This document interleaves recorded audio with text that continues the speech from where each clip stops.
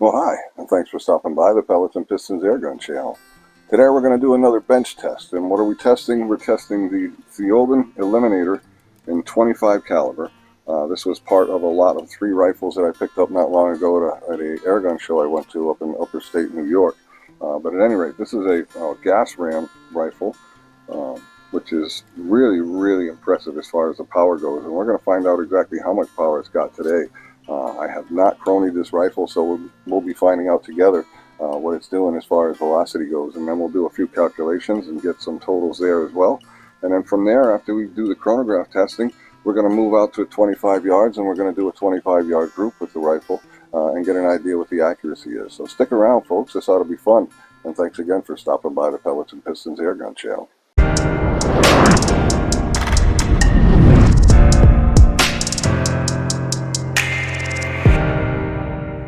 Alright, so the first thing we're going to be testing is the trigger pull. So we'll give it 3 shots. And this trigger on this gun, it's a little bit on the heavy side, might be up around 2 pounds. I'm guessing maybe 1.5 pounds, but it breaks so clean, so crisp, that it's really a pleasure to shoot. So let's see. I really like these 25 caliber pellets. They're a lot easier to handle. Okay, safety off. Alright, shot number 1.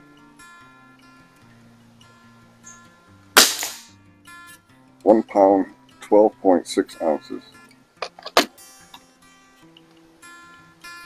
Almost 2 pounds.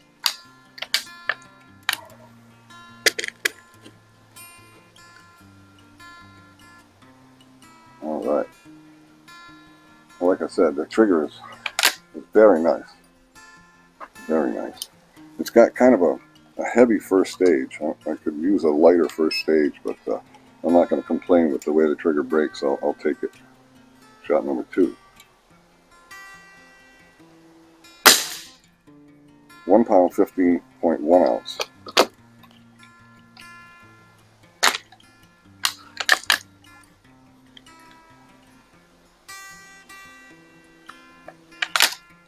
They say the gun has between 55 and 69 pounds of cocking effort.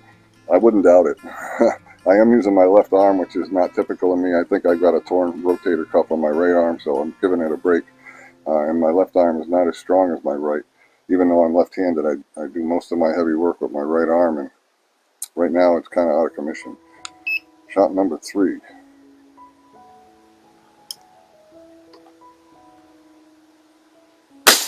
1 pound, 12.3 ounces. Average that out. 1 pound, 13.3 ounces. So that's pretty close to 2 pounds. It's a little above 1.5 pounds, so maybe 1.75 pounds is about right. So that's not bad at all. The gun really shoots nicely. So we're going to move on to the chronograph test. I need to set things up, so I'll be right back. Okay, so we're going to do 5 shots over the chronograph right now, and then we'll put up some numbers for you to look at. So let's see what we get. I'm curious myself. This is a very stiff gun to cock. I imagine that it's pressurized, if not to maximum, then very close to it. So I'm hoping for some impressive numbers. If you have to put that much work into cocking a gun, it should reward you with some crazy power. So let's see what we got. Shot number 1. 642. Well, I'm not that impressed with that number.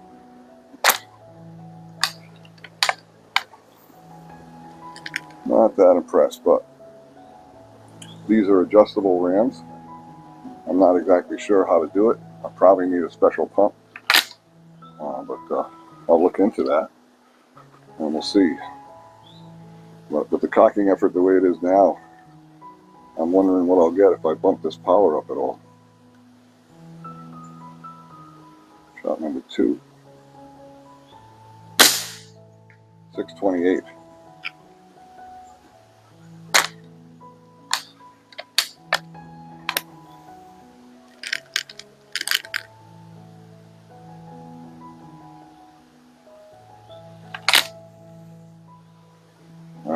Shot number 3.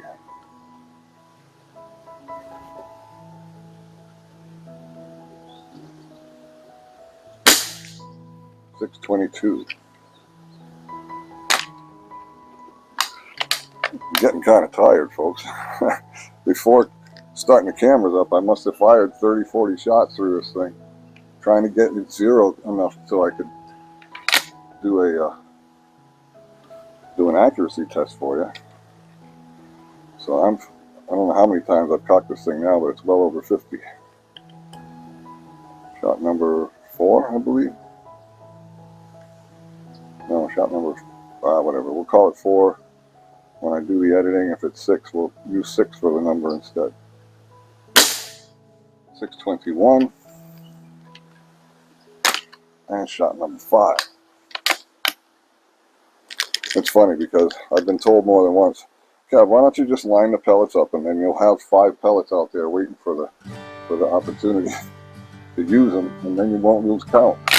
And you know, I never think of that when I start the video camera. So we're going to call this shot number 5, but I got a feeling it's actually number 6. So here we go. 630. Alright, so the numbers are a little disappointing. I'll put up the totals for you. You'll see the average, you'll see the energy, and you'll see the spread. But I was expecting something over 750. I really thought this gun was going to produce some impressive numbers. So I'm curious to see what the energy is with these 28.4 grain pellets at any rate. But yeah, I'm a little surprised that it's not putting out to snuff. I figured with the cocking effort the way it is, this thing was really pushing some horsepower. But looks like I was wrong. I think we might be able to get some adjustment. I'm not sure how I have to do that, so I'll look into that. But that's fodder for another video. I want to thank you folks for sticking around, and hang around just another minute, and we're going to get started with that 25-yard group. Okay, so it's time for the 25-yard accuracy test. Now, I have not been able to get really good groups with this gun. I think one of the problems is the scope. The factory mount on this rifle makes it a little bit tough to get a good sight picture. It's too low for the cone that's on the stock. So I need to find a way to raise the scope up so that I can get a much better sight picture. I think that'll help a lot, because I think what's going on now is each time I sight the rifle, I'm changing the way I'm holding it. So that might explain why these groups aren't going to be all that spectacular. But at any rate, we're going to be shooting at the dot pretty close to center frame, and we're going to make 5 shots, and we'll see how we do. So let's get started.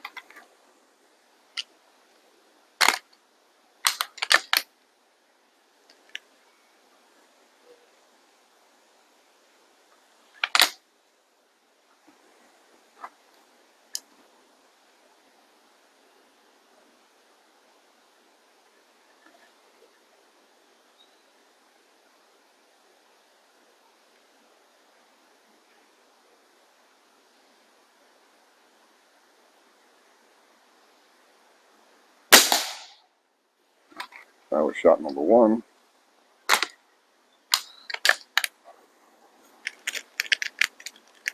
Now, I mean, it's true that the more powerful the rifle, oftentimes the more difficult it is to shoot. The recoil on this gun is relatively tame. I think it's just probably because of the shot cycle that the gas ram provides. But I don't find it all that difficult to hold. I jump off target each time that I shoot it. I'm not seeing the same sight picture after the shot. I have to reacquire the target to see where I hit.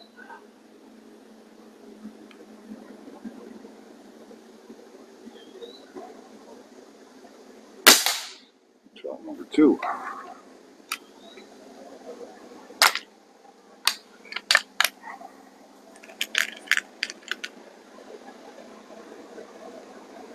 These, I don't know if I mentioned, these are H&N Barracuda Hunter Extreme. They come in at 28.4 grains. I don't even know if you can buy these anymore. These are old pellets. I bought these back when I had a Air Force Condor in 25 caliber.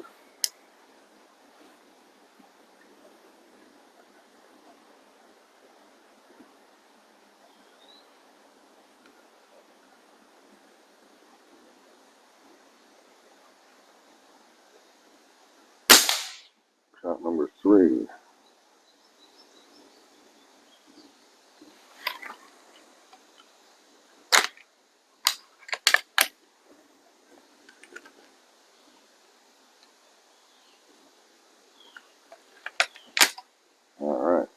see.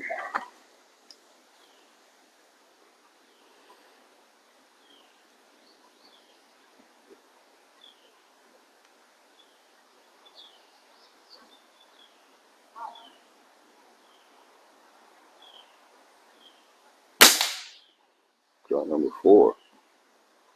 I don't know where they're going, folks. It's a possibility that this rifle has destroyed the cheap hammer scope that I put on here for now. And that could explain something too. We had 2 in the same spot, and now I don't even know where they're going. Unless they're going in the same hole, and it hasn't been doing that for me, so I doubt very much that that's the case.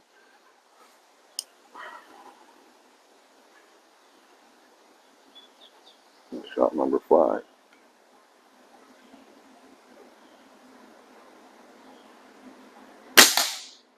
And it's back down there with the rest of them. So anyway, that's what I'm getting for accuracy for now. I've got a lot of pellets to experiment with. It needs a better scope. It needs higher scope mounts. And once I get all that sorted out, we'll try it again. I think it'll do a lot better. So at any rate, I want to thank you folks for stopping by the Pellets and Pistons Airgun channel. And if you haven't subscribed already, please do that. Hit the bell if you'd like to be reminded of future videos. And by all means, give me a thumbs up if you enjoyed this one. Thanks again, folks, and have a great day. I don't know if it's old age kicking in or what, but I keep forgetting to ring that bell for you guys, so I'm back. We're going to reach out there at 60 yards with this 25 caliber rifle. I think we might get a nice report out of that bell with this heavy pellet. So let's see if we can't hit it. Shooting the numbers that we know it's shooting now, I have no idea how much holdover. This might take me a couple of tries, but I think the results will be worth it. Anyway, let's get this thing singing.